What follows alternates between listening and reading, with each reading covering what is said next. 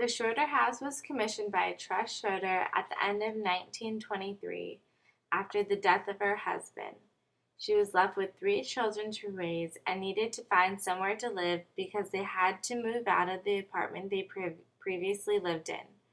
Her husband was a successful lawyer in Utrecht, so she was able to fund the project of building a new house with a feeling of freedom because she could no longer stand living in such a big house like her parents' house that she temporarily lived in.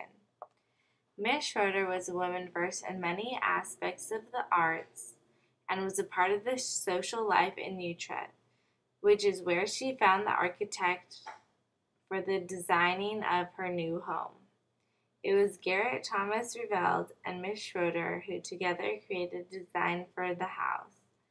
The location that the house was built on was a site that already had some traditional buildings to the northwest of the land. Their designs were not of the same scheme at all. After the plot of Stadstrand Holland was confirmed, they went on to create the plans based off many of her memories. The reason why there is a living space on the top floor is because of her recollection as a child exploring her senses with her father. She wanted to be near the sun and rain. The top floor is a place of privilege. The view gives it a sense of importance because it is refreshing. The modern style that the house represented was one of freedom and independence, very innovative for the time. The movable walls of the house gave it that flexibility she craved, and it also created a very interesting space that can change based off what the space is needed for. The idea of the walls coincide with the wicked problems faced in architecture, and because it is more versatile, it can adapt to problems that seem to happen.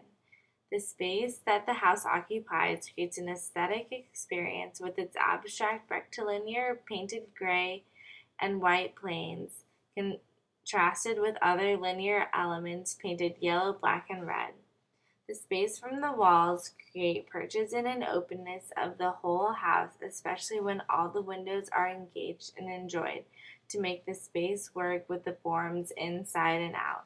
Not only the creation of a perch comes about from the forms, but like Professor Harris said in his lecture, Places of Privilege, there can be a mix of spatial existence which enhances the experience. The whole reason for moving walls is to make the space defined as well as operational that can be ever changing.